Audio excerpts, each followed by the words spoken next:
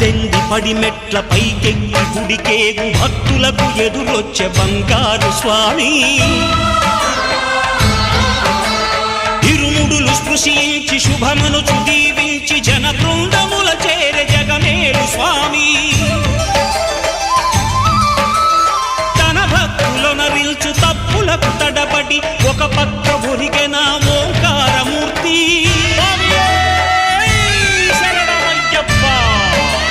స్వాములందరూ తనకు సాయము కాగా ధీమంతుడై లేచే ఆ కన్య స్వామి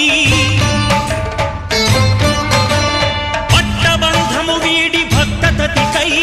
పరుగు పరుగున వచ్చే భూమిపైకి నరుడై